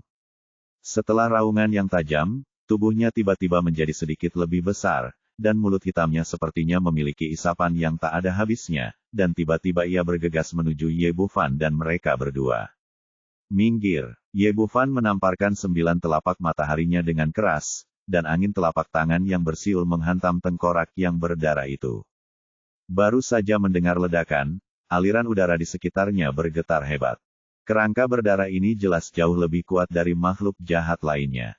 Meskipun berhasil dipukul mundur oleh telapak tangan Ye Bufan, tampaknya tidak mengalami banyak kerusakan. Ia berputar dan menerkamnya lagi. Di bawah kepemimpinannya, makhluk jahat di sekitarnya menjadi lebih ganas dari sebelumnya, menyerang seperti gunung dan tsunami. Ye Bufan melawan kerangka berdarah itu beberapa kali, tapi itu hanya serangan balik dan tidak bisa melemahkan kekuatan lawan. Selain itu, energi yin di sini sangat kuat sehingga tampaknya terus-menerus mengisi kembali energi ke kerangka berdarah, sementara konsumsinya sendiri meningkat. Sekarang He Xuangxuang jauh lebih tenang dari sebelumnya dan bertanya, apakah kamu dalam masalah besar? Ini bukan masalah besar, saya akan segera menyelesaikannya. Petik 2. Setelah Ye Bufan selesai berbicara, dia menjentikkan ujung jarinya dan bola hijau pingsan cahaya api terbang keluar. Ini adalah api ramuan yang hanya dapat digunakan setelah mencapai tahap pembangunan pondasi, meskipun fungsi utama api ramuan adalah untuk memurnikan ramuan, namun juga merupakan senjata ajaib untuk menahan segala hal jahat. Hanya saja memadatkan api ramuan menghabiskan banyak energi sebenarnya, jadi dia tidak akan menggunakannya kecuali benar-benar diperlukan. Mulut besar dari tengkorak berdarah itu terus-menerus mengeluarkan isapan, dan setelah api pil muncul, ia tersedot ke dalam mulut. Ah! Kerangka berdarah itu tiba-tiba mengeluarkan jeritan yang menyakitkan, energi hitam yang mengelilinginya langsung melemah, dan bahkan ukurannya menyusut setengahnya. Jelas sekali, sinar api pil ini menyebabkan kerusakan besar pada tubuhnya. Seolah merasakan kekuatan orang di depannya, ia tidak berani terus menjerat, berbalik dan menghilang ke dalam kegelapan. Ye Bufan menghela nafas lega. Untungnya, dia telah memasuki tahap pembangunan fondasi. Akan sangat merepotkan untuk bertemu orang ini dalam tahap pemurnian Qi. Tentu saja, ini karena dia belum melakukan persiapan yang cukup sebelumnya. Jika dia menyiapkan lebih banyak jimat dan senjata sihir, dia masih bisa menangani objek jahat setingkat ini. Tanpa belitan kerangka berdarah itu, dia segera meninggalkan komunitas Sanadu bersama He Xuangxuang 10 menit kemudian. Mereka berdua kembali ke lampu jalan kota yang terang benderang. Ye Bufan menepuk punggung elastis He Xuangxuang dan berkata, "Nona, kita sudah sampai di stasiun, waktunya turun." He Xuangxuang masih sedikit gugup dan bertanya, bukankah ada hal seperti itu di sini? Tidak lagi, untuk saat ini, mereka tidak dapat meninggalkan komunitas surga terlalu jauh. Setelah memastikan bahwa dia tidak akan menghadapi hal semacam itu lagi, He Xuangxuang melompat dari pelukannya. Setelah tinggal begitu lama, dia benar-benar mengembangkan kesukaannya pada pelukan erat ini, jejak nostalgia. Memikirkan bagaimana dia tampak seperti koala yang tergantung di tubuh seseorang barusan, wajahnya terasa panas. Untuk mengurangi rasa malunya, dia buru-buru bertanya, bagaimana kamu membuat nyala api itu sekarang? Ye Bufan berkata, itu adalah teknik sihir, dan kamu tidak memahaminya bahkan jika kamu memberitahuku. He Xuangxuang bertanya lagi, apakah kamu tahu cara melakukan sihir? Apakah kamu seorang dokter atau penyihir? Bab 38. Tentu saja saya seorang dokter, Ye Bufan berkata. Namun, saya adalah pewaris pengobatan Tiongkok kuno. Pengobatan Tiongkok kuno berbicara tentang integrasi keterampilan medis, seni bela diri, dan teknik Tao. Dokter pengobatan Tiongkok kuno juga harus seorang ahli sihir yang luar biasa, dan juga seorang pejuang. He Xuangxuang menepuk dadanya yang tinggi dan berkata, saya tidak menyangka bahwa memang ada hal seperti itu di dunia. Saya pikir itu semua bohong. Memikirkan kejadian barusan dia tidak bisa menahan rasa takut yang masih ada pada pemandangan mengerikan yang dilihatnya. Itu sangat menakutkan. Seolah membaca pikirannya, Ye Bufan tersenyum dan berkata, saya pikir Nona He tidak takut pada apapun, tetapi dia akan takut pada hal semacam ini. He Xuangxuang memelototinya dan berkata, apa yang memalukan tentang ini? Aku perempuan, jadi wajar jika takut akan hal semacam ini. Apakah kamu perempuan? Ye Bufan bertanya dengan berpura-pura terkejut, lalu dia memandang sekelilingnya sambil bercanda, lalu berkata, sepertinya begitu sungguh. Kamu, ini membuat He Xuangxuang tidak bisa menahan diri untuk tidak mengingat adegan ambigu tadi. Pipinya menjadi panas, dan dia memelototinya dengan tajam, lalu bertanya, katakan padaku, ada apa dengan ini komunitas surga? Apa yang terjadi? Ketika dia mulai berbisnis, ekspresi Ye Bufan menjadi serius dan dia berkata, ada sesuatu yang aneh di komunitas ini. Seseorang telah membentuk formasi yang sangat kuat untuk memadatkan Yin Qi di sini. Tepatnya karena Yin Qi yang cukup maka hal-hal itu akan berkembang biak. Hal-hal jahat. He Suang-Suang bertanya, apakah beberapa kasus yang terjadi sebelumnya dan rekan saya yang koma dan dirawat di rumah sakit semuanya terkait dengan ini? Petik 2. Tentu saja ada hubungannya. Itu gila pekerja disebabkan oleh Yin Qi yang masuk ke dalam tubuh mereka. Halusinasi, itulah sebabnya mereka melakukan hal-hal gila. Begitu pula dengan rekan-rekan Anda, tetapi mereka tinggal di komunitas untuk waktu yang singkat, hanya mengalami koma singkat, dan tidak kehilangan akal sehatnya. Petik 2. Ye Bufan berkata, formasi semakin lama berjalan, semakin berat energi Yin di komunitas. Jika 10 hari yang lalu, Anda paling banyak akan sakit parah ketika Anda datang ke sini, dan tidak akan ada tiba-tiba koma. Jika formasi terus berjalan, apa yang akan terjadi di sini? Energi Yin semakin kuat, dan hal-hal jahat semakin kuat, yang akan menjadi bencana besar bagi seluruh kota Jiangnan di masa depan. He Suang-Suang bertanya dengan gugup, lalu apa yang harus kita lakukan? Dia adalah kebanggaan surga, wanita, ditambah dengan kekuatan keluarga He, ini adalah pertama kalinya dalam beberapa tahun dia merasa tidak berdaya. Tidak apa-apa, kamu tidak perlu gugup. Aku datang ke sini terburu-buru dan tidak melakukan persiapan apapun. Saat aku kembali dan menyiapkan beberapa jimat dan senjata ajaib, formasi di sini akan dibongkar dalam 3 hari. Petik 2. Oh, bagus sekali. Sekarang, petik 2. He Suang-Suang memiliki kepercayaan yang tidak masuk akal pada Ye Bufan saat ini. Dia menghela napas lega dan berkata, lalu apa yang bisa saya lakukan? Petik 2. Tutup tempat ini dan jangan biarkan orang lain masuk dalam 3 hari. Jika tidak akan terjadi kecelakaan. Setelah melihat hal-hal itu, He Suang-Suang percaya pada apa yang dia katakan, mengangguk dan berkata, saya tahu, saya akan menutup tempat ini besok pagi, apakah ada yang lain? Petik 2. Tidak, hanya itu yang harus kamu lakukan untuk saat ini, serahkan sisanya padaku.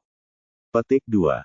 Oh, jawab He Suang-Suang, lalu bertanya, baiklah, saya juga ingin bertanya, apakah kamu tidak melakukannya malam ini? Jika kamu ayo, apa yang akan terjadi padaku? Apakah kamu perlu bertanya? Aku pasti akan mati. Ye Bufan berkata, pernahkah kamu melihat gambar mumi? Kamu akan terlihat seperti itu ketika saatnya tiba. Tidak hanya maukah kamu mati jika energi yangmu tersedot kering, kamu juga akan mati. Dan itu sangat jelek. Dia ingin menakut-nakuti gadis itu, tapi sebenarnya itu tidak terlalu serius. Meskipun dia akan mati jika dia tidak datang ke He Suang-Suang, tubuhnya tidak ada bedanya dengan orang normal. Petik 2. Benar saja, setiap wanita menyukai kecantikan. Ketika dia mengatakan ini, He Suang-Suang langsung ketakutan dan wajahnya menjadi pucat, dan dia merasa takut untuk beberapa saat. Kalau begitu, lalu, terima kasih. Bisik He Suang-Suang. Dia memiliki temperamen yang sangat keras kepala. Ye Bufan telah menyembuhkan He Changqing sebelumnya dan membantunya membersihkan kepala besi. Meskipun dia bersyukur pada saat itu, dia tetap tidak mengungkapkan rasa terima kasihnya secara langsung. Kali ini berbeda, Ye Bufan mengambil risiko besar untuk menyelamatkan hidupnya, yang benar-benar mengubah kesannya terhadap pemuda ini. Ye Bufan berkata dengan bercanda, kamu harus benar-benar berterima kasih padaku. Tahukah kamu berapa banyak yang aku bayarkan untuk menyelamatkanmu? Memikirkan kengerian dari hal-hal jahat itu, He Suang-Suang bertanya dengan cemas, apakah harganya mahal? Petik 2. Tentu saja sial, kamu pikir ciuman pertama yang kusayangi selama 20 tahun telah hilang. Harga ini tidak dapat diperbaiki. Kamu, He Suang-Suang tidak menyangka Ye Bufan mengatakannya dengan begitu serius. Ternyata dia sedang menggoda dirinya sendiri. Kamu orang jahat, kamu jelas-jelas memanfaatkanku. Ye Bufan berkata, kamu mengira aku bersedia, tetapi kamu tidak tahu betapa mendesaknya situasi saat itu. Jika aku tidak mengorbankan banyak hidupku intinya, kamu pasti melakukannya sekarang. Dia sudah menjadi bibimu. Pipi He Suang-Suang memerah dan dia berkata, baiklah, untuk mengungkapkan rasa terima kasihku, aku akan memberimu kesempatan untuk mengejarku. Setelah apa yang terjadi malam ini, perasaannya terhadap Ye Bufan telah berubah dari rasa jijik menjadi kesan baik yang tak bisa dijelaskan, yang belum pernah saya alami sebelumnya. Tanpa diduga, Ye Bufan menggelengkan kepalanya dan berkata, lupakan saja, aku tidak menginginkan kesempatan ini. Ekspresi He Suang berubah dan dia berkata dengan marah, apakah aku tidak cukup baik untukmu? Ye Bufan berkata, menjanjikan tubuh seseorang membalas budi. Untuk wanita yang kejam sepertimu, melamar tubuh seseorang sama saja dengan membalas budi dengan dendam. Petik 2. Aku akan melawanmu. He Suang mengangkat tinjunya dan mencoba untuk bertarung. Ye melihat semuanya tidak berjalan dengan baik. Bufan menunjuk ke belakangnya dan berteriak, benda itu ada di sini lagi. Petik 2. Teriak He Suang. Terlepas dari menyebabkan masalah pada Ye Bufan, dia berubah menjadi koala lagi dan menutup telepon dengan kasar. Ye Bufan diam-diam merasa geli, dan akhirnya mengetahui kelemahan Tyrannosaurus betina ini, yang ternyata adalah ketakutannya terhadap hal-hal kotor. Namun saat ini, tiba-tiba ada rasa lembut di bibir, dan ada sedikit rasa manis. Ternyata He Suang gagal mengatur posisinya dengan tergesa-gesa, dan keduanya berciuman bersama seperti ini. Tak satu pun dari mereka menyangka akan seperti ini, mereka membeku di sana untuk beberapa saat, seperti dua patung. Setelah beberapa saat, kedua orang itu perlahan terbangun dari keterkejutannya. Namun mereka tidak berpisah, melainkan saling berciuman seperti sepasang kekasih. Saat berada di komunitas Sanadu sebelumnya, Ye Bufan tidak berani menyebutkan aspek ini karena adanya hal-hal jahat di sekitarnya. Tapi segalanya berbeda sekarang. Di tengah malam, dan sambil menggendong kecantikan yang begitu indah di pelukannya, dia tidak akan menjadi laki-laki jika dia tidak menunjukkan tanda-tandanya. Sebenarnya, ini adalah ciuman pertama antara dua orang. Setelah sekian lama, mereka perlahan-lahan berpisah. He Suang melompat darinya dan berkata dengan pipi merah, kamu memanfaatkanku lagi. Ye Bufan berkata, kakak, bisakah kamu mengetahuinya?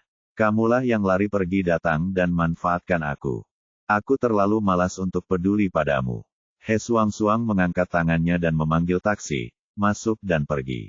Ye Bufan menjilat bibirnya dan berkata, rasanya enak sekali. Bab 39. Keesokan paginya, Ye Bufan pergi ke restoran untuk sarapan bersama ibunya, lalu keluar membeli kertas kuning cinabar dan sejenisnya untuk membuat jimat. Tidak mudah untuk membeli barang-barang tersebut di kota sekarang, ia mengunjungi beberapa toko secara berturut-turut dan akhirnya mengumpulkan semua barang tersebut di toko kaligrafi dan lukisan. Setelah keluar, dia melihat kerumunan orang di seberang, dan tanpa sadar tiba di Jubaoyuan, pasar barang antik terbesar di kota Jiangnan. Jika Anda ingin memberantas hal-hal jahat yang ada di komunitas surga, kekuatan jimat yang Anda buat saja tidak cukup, alangkah baiknya jika Anda bisa menemukan senjata sakti yang berguna. Namun, dalam masyarakat teknologi saat ini, jumlah biksu semakin sedikit, dan artefak magis adalah barang langka dan langka. Sekarang dia telah tiba di Taman Harta Karun, dia memutuskan untuk masuk dan mencoba peruntungannya.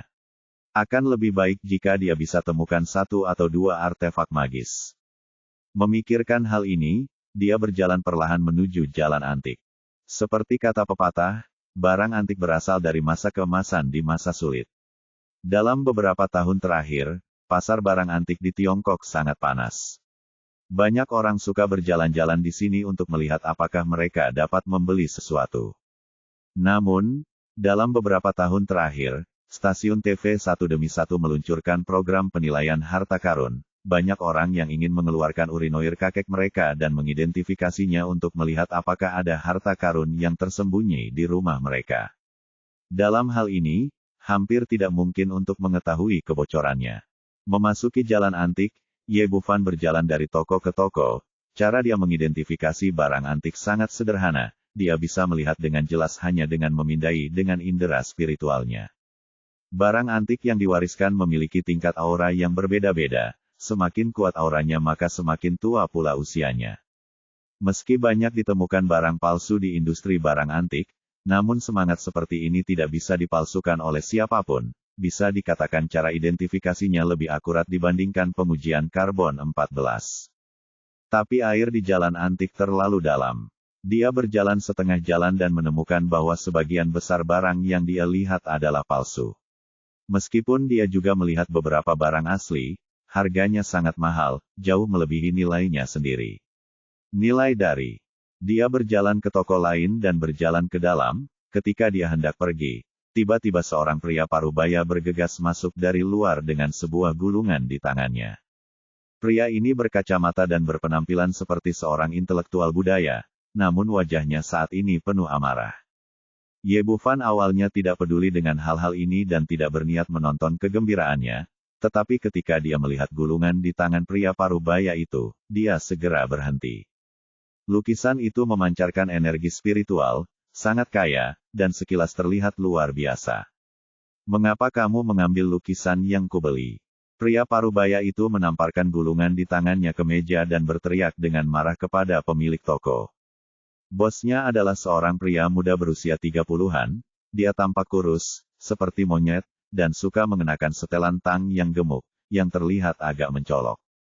Matanya tidak besar, dan terus bergerak, sekilas terlihat seperti pencatut.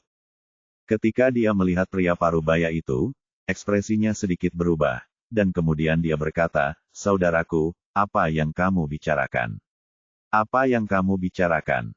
Tanda tanya, "Saya baru saja membeli Ji Xiaolan dari Anda seharga 5.000 yuan. Mengapa demikian? Berubah ketika aku sampai di rumah. Kamu pasti telah mengubah kontrak untukku," kata pria parubaya dengan kemarahan di wajahnya. Pemilik toko tersenyum dingin, "Kamu boleh makan sembarangan, tapi kamu tidak boleh bicara omong kosong. Ada begitu banyak toko di Jubao Yuan, entah dari mana kamu membelinya." Pria parubaya itu berkata dengan marah, "Kamu ingin menyangkal itu, kan? Saya mengingatnya dengan jelas. Cu membelinya dari rumah Anda atau dari Anda?" Pemilik toko berkata dengan dingin, "Jadi bagaimana jika Anda membelinya dari toko saya? Kami memiliki aturan ini di Jalan Antik, tidak ada pengembalian atau menukarkan. Anda sendiri yang melakukan kesalahan, siapa yang bisa Anda salahkan?" Pria parubaya itu berkata, "Jika saya salah melihat, saya hanya bisa menyalahkan diri sendiri, tapi jelas Andalah yang menjatuhkan tas itu. Saya jelas menyukai kaligrafi Ji Xiaolan, tetapi ketika saya sampai di rumah, ternyata itu kaligrafi Yan Zhenxing. Menurut Anda apa yang terjadi?" Pemilik toko berkata dengan tenang, "Saya telah menerima lebih banyak pelanggan daripada yang dapat saya hitung hari ini. Siapa yang dapat mengingat lukisan apa yang Anda beli? Selain itu, Yan Zhenxing adalah seorang ahli kaligrafi hebat di dinasti Tang, dia jauh lebih tua dari Ji Xiaolan, dan kaligrafinya lebih berharga daripada kaligrafi Ji Xiaolan. Apakah Anda tidak mengambil keuntungan? Apa lagi yang kamu cari?" Pria parubaya itu gemetar karena marah dan berkata dengan marah, "Tetapi lukisan Anda ini jelas-jelas palsu. Saya menghabiskan 5.000 yuan untuk itu, dan harganya bahkan tidak bernilai 500 yuan. Pemilik toko berkata, "Kita sudah sepakat bahwa membeli yang asli atau palsu hanya bergantung pada dua mata. Siapa yang bisa Anda salahkan jika Anda tidak memperhatikannya dengan baik?" Pria parubaya itu berkata dengan marah, Kamu bertingkah nakal. Anda harus mengembalikan lukisan ini kepada saya hari ini, jika tidak, saya tidak akan pernah selesai dengan Anda." Petik 2. Ye Bufan sudah mengerti. Apa yang terjadi sangat jelas. Pemilik toko pertama-tama menipu pria parubaya itu dengan lukisan kaligrafi asli, lalu menggunakan tipuan untuk mencuri dan menjual kaligrafi dan lukisan palsu seharga 5.000 yuan. Pemilik toko adalah sedikit tidak sabar. Dia berkata, "Kamu benar-benar menyebalkan. Ayo lakukan ini. Saya akan mengembalikan uang Anda hingga 500 yuan. Jika Anda setuju, Anda dapat mengambilnya. Jika Anda tidak setuju, Anda dapat menuntut dimanapun Anda berada, menyukai." Petik 2. Setelah itu, dia mengeluarkan 5 lembar uang besar dan menamparnya di konter. "Tidak, saya jelas menghabiskan 5.000 yuan. Jika Anda tidak mengembalikannya kepada saya akan memanggil polisi." Petik 2. Panggil polisi. Siapa yang ingin Anda takuti dengan menelepon polisi? Pemilik toko mencibir, "Apa yang kamu katakan jika polisi datang? Apakah menurut Anda polisi percaya bahwa saya menghabiskan 5.000 yuan untuk membeli lukisan asli Ji Xiaolan? Saya ingin membeli kaligrafi Ji Xiaolan seharga 5.000 yuan. Menurut Anda ini siapa? Bisakah Anda menemukan kebocoran besar hanya dengan berjalan di sekitar jalan antik? Jika itu benar-benar karya asli Ji Xiaolan, Anda tidak akan bisa mengambil 500.000 yuan, jadi apa yang Anda pikirkan? Petik 2. Aku. Wajah pria parubaya itu bengkak dan merah.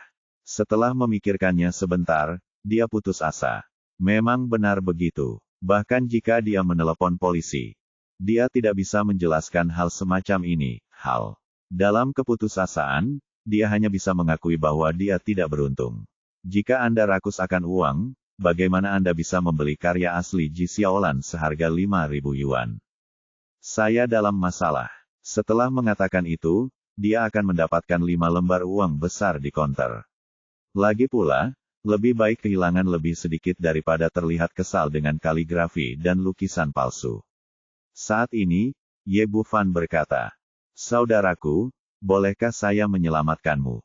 Bisakah kamu meminjamkanku lukisan ini? Saya selalu menginginkan sepasang karakter yang ditulis oleh Yan Zhenxing. Jika bisa, tolong jual kepada saya. Kamu boleh melihatnya kalau mau, tapi biar ku beritahu dulu, ini palsu." Petik 2. Pria parubaya itu berkata dan menyerahkan gulungan itu di tangannya. Ye Bufan mengambil gulungan itu dan perlahan membukanya. Ada 2 baris karakter besar tertulis di atasnya, ketidakpedulian mengarah pada aspirasi yang jelas, ketenangan mengarah pada jarak. Ada stempel nama Yan Zhenxing yang tertera di tanda tangannya. Namun, pengerjaan lukisan kaligrafi ini umumnya kasar, dan bahkan orang yang tidak terlalu ahli pun dapat mengetahui bahwa itu palsu. Ketika pemilik toko melihat Ye Bufan itu ingin membeli kaligrafi, dia berkata, "Adik, saya suka kaligrafi dan lukisan Yan Zhenxing. Ada banyak di toko, dan siapapun yang Anda pilih akan jauh lebih baik daripada yang ini." "Tidak, aku menginginkan ini," kata Ye Bufan sambil mengeluarkan 5.000 yuan dan menyerahkannya kepada pria parubaya. "Saudaraku, saya ingin kaligrafi ini, dan saya akan memberi Anda 5.000 yuan. Petik 2. Baru saja, dia sudah melihat misteri kaligrafi ini. Harganya lebih dari 5.000 yuan untuk 100 buah. Awalnya, dia ingin memberi lebih banyak uang kepada pria parubaya itu, tetapi dia takut hal itu akan merugikan diri sendiri, jadi dia memikirkannya dan melepaskannya. Lagi pula, ada barang antik. Menurut aturan, jika dia tidak memiliki dirinya sendiri, dia hanya bisa mendapatkan 500 yuan, dan kerugiannya akan lebih besar. Bab 40. Melihat 5.000 yuan di depannya, pria parubaya itu tampak tidak percaya. "Adik, apakah kamu yakin ingin membeli kaligrafi ini?" Ye Bufan tersenyum tipis, "Saya mengambil semua uangnya. Apakah ini masih palsu? Kalau begitu baiklah, saya akan menyimpan uangnya, dan sekarang kaligrafi ini milik Anda." Pria parubaya itu dengan senang hati menerima 5.000 yuan. Dia mengira dia telah kalah kali ini, tetapi dia tidak menyangka akan mendapatkannya, itu kembali. Setelah mendapatkan uang, dia dengan senang hati meninggalkan toko barang antik, sementara Ye Bufan menggulung gulungan itu dan menyimpannya. Pemilik toko melihat bahwa meskipun Ye Bufan mengenakan pakaian biasa, dia sangat murah hati dengan tindakannya. Dia segera datang dan berkata, "Adik, apakah kamu masih menginginkan kaligrafi Yan Zhenxing? Saya punya lebih banyak lagi di sini." Ye Bufan gemetar kepalanya dan berkata, tidak lagi. Yang ini sudah cukup." Petik 2. Pemilik toko berkata tanpa menyerah, "Saudaraku, sejujurnya, kaligrafi pada lukisan ini awalnya palsu." Ye Bufan tidak mau untuk berbicara omong kosong dengannya, jadi dia berkata dengan santai, "Kok bisa? Menurut saya ini adalah karya asli Yan Zhenxing." Petik 2. Pemilik toko berkata, "Saudaraku, saya tidak akan berbohong kepada Anda, ini terakhir kali saya berpartisipasi dalam acara penilaian harta karun, dan seorang wanita tua mengambilnya. Para ahli telah mengidentifikasinya. Benda ini bukan hanya palsu, tetapi pengerjaannya sangat kasar, dan tidak ada nilainya sama sekali. Wanita tua itu awalnya ingin membawanya pulang untuk membangun tembok, tapi saya membelinya seharga 50 yuan." Dia mengatakan yang sebenarnya, hanya ingin menunggu Ye Bufan sangat menyesalinya, dan kemudian membeli lukisan kaligrafi lagi darinya. Tanpa diduga, Ye Bufan menggelengkan kepalanya dan berkata, "Terkadang hasil penilaian ahli mungkin tidak akurat. Adik, kamu sangat keras kepala, kata pemilik toko sambil mengeluarkan lusinan kaligrafi dan lukisan dari bawah meja, dan meletakkannya di konter. Lihat, kaligrafi dan lukisan yang saya miliki di sini semuanya asli. Pilih saja satu dan saya akan menjualnya kepada Anda dengan harga terendah. Petik 2. Ye Bufan berkata, tidak perlu, saya sudah memilikinya. Adik, jangan terburu-buru pergi. Pemilik toko menghentikan Ye Bufan, mengeluarkan sebuah gulungan dan menyebarkannya, lalu berkata, lihat, lukisan ini adalah karya asli Ji Xiaolan. Pasti akan sangat berharga jika kamu mengambilnya kembali dan menyembunyikannya selama beberapa tahun. Gandakan. Ye Bufan melirik kaligrafi, yang dipenuhi dengan aura samar, dan dia dapat memastikan bahwa ini memang karya asli Ji Xiaolan. Diperkirakan lukisan inilah yang awalnya diminati oleh pria parubaya tersebut, mengingatkannya pada lelucon menjual kucing dalam mangkuk. Sepertinya pemilik toko pun mengulangi trik yang sama dan ingin menggodanya untuk mengambil umpan. Yang dia cari adalah senjata ajaib, dan dia hanya menghasilkan sedikit uang dari kaligrafi dan lukisan. Jadi dia terlalu malas untuk berbicara omong kosong kepada pemilik toko, jadi dia berbalik dan keluar dari toko. Pemilik toko sudah lama sibuk, tapi Ye Bufan bahkan tidak melihatnya. Ini membuatnya marah, dan wajahnya langsung menjadi gelap. Saya ingin tahu apakah Anda sakit. Anda menghabiskan 5.000 yuan untuk membeli barang palsu seperti itu, dan Anda memperlakukannya seperti harta karun. Saya benar-benar tidak tahu apakah kepala Anda ditendang oleh keledai atau apakah Anda buta. Kata-kata ini sangat jelek, dan bahkan dimaksudkan sebagai serangan pribadi. Ye Bufan awalnya tidak ingin berdebat dengannya, tetapi ketika dia mendengar ini, wajahnya menjadi gelap, dan dia berbalik dan berkata, kamu jelas memiliki harta di tanganmu, tetapi kamu memperlakukannya seperti sampah dan memaksakannya pada seseorang yang lain. Apakah kamu buta atau aku buta? Kamu tidak akan mengatakan benda ini adalah harta karun, kan? Pemilik toko berkata dengan nada meremehkan, nak, izinkan aku memberitahumu, orang yang ingin mengambilnya dari tikus putihku belum lahir. Ternyata, nama belakang orang ini adalah Bai, dan dia terlihat seperti dia memiliki mulut yang lancip dan pipi monyet serta sangat licik. Orang yang mengenalnya di jalan antik menelepon dia seekor tikus putih. Ye Bufan mengangkat gulungan itu di tangannya dan berkata, ya, ini adalah harta karun yang besar, tapi sayang sekali kamu tidak melihatnya. Tikus putih memutar matanya dan berkata dengan wajah berbahaya, sejak kamu sangat percaya diri, bagaimana kalau kita bertaruh? Contoh, sudah lebih dari 10 tahun berkecimpung di dunia barang antik, menurutnya tidak mungkin ada kesalahan, apalagi lukisan ini sudah diautentikasi oleh para ahlinya. Jadi bagaimana bisa menjadi harta karun? Untuk pencatut seperti ini, Ye Bufan tidak keberatan memberinya pelajaran dan berkata, oke, beritahu saya cara bertaruh. Tikus putih itu tampak bahagia. Karena anak ini tidak akan tertipu tidak peduli apa yang dia katakan, akan baik-baik saja untuk memenangkan banyak uang melalui taruhan. Lumayan. Dia berkata, jika Anda dapat membuktikan bahwa lukisan ini adalah harta karun, saya akan kehilangan taruhan Anda sebesar 200.000 yuan. Jika tidak, Anda akan memberi saya 200.000 yuan. Petik 2. Menurutnya, anak di depannya ini hanyalah seorang yang konyol dan imut, domba gemuk, gigit saja. Ya, tapi itu omong kosong. Anda harus membuat pernyataan tertulis untuk menyelamatkan Anda dari kesulitan menyangkalnya nanti. Petik 2. Tidak perlu, selama saya di sini, tidak ada yang bisa menyangkalnya di Jubao Yuan. Petik 2. Begitu dia selesai berbicara, seorang pria berusia 50-an muncul, seorang pria parubaya muncul di depan toko barang antik. Pria ini berjubah panjang dan memiliki temperamen yang anggun, sekilas dia bukanlah orang biasa. Tuan Yang, mengapa kamu ada di sini? Setelah melihat pria parubaya itu, tikus putih itu segera menyambutnya dengan wajah tersanjung. Tuan yang ada di sini, Tuan yang ada di sini, tolong beri jalan. Ada banyak orang berkeliaran di sekitar jalan antik. Saat Ye Bufan dan tikus putih sedang berbicara satu sama lain, lebih dari selusin orang telah berkumpul di pintu untuk menonton kesenangannya. Melihat pria parubaya mendekat, orang-orang ini mencondongkan tubuh ke kedua sisi untuk memberi jalan. Siapa ini? Apakah kamu tidak mengenali ini? Ini adalah Master Yang Ziqian, kepala penilai harta karun di Taman Jubao, dan dia juga presiden dari Asosiasi Barang Antik Jiangnan. Petik 2.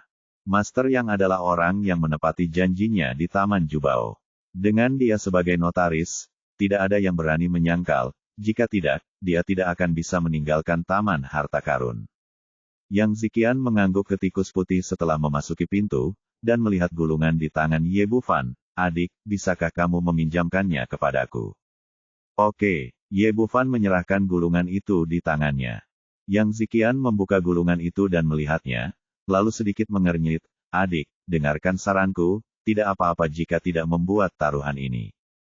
Setelah mendengar apa yang dia katakan, wajah tikus putih itu langsung menunduk.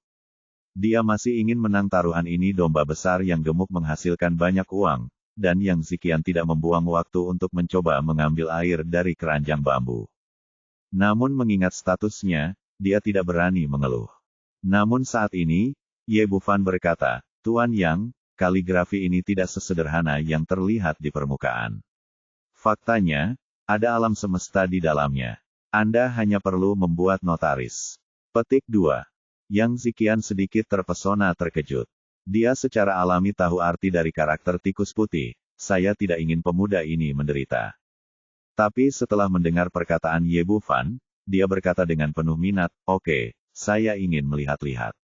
Apakah ada barang antik yang saya, yang, tidak bisa lihat? Saya sudah melakukan notaris ini. Mari kita mulai taruhannya. Jika ada yang kalah dan tidak mengakuinya, saya yang akan memikul tanggung jawab. Melihat Ye Bufan bersikeras untuk bertaruh, tikus putih itu merasa senang. Jika dia mengatakan bahwa dia salah, itu mungkin saja. Tetapi ahli penilai harta karun di stasiun TV semuanya mengatakan itu palsu. Sekarang Yang Ziqian dan Tuan Yang tidak melihat misteri apapun.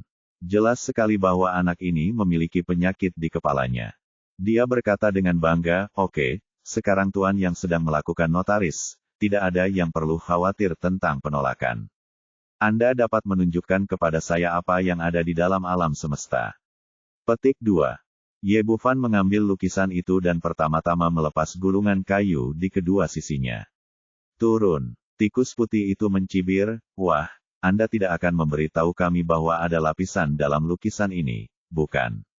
Sejujurnya, kami telah menguji metode jalanan yang buruk semacam ini, dan itu sama sekali tidak mungkin.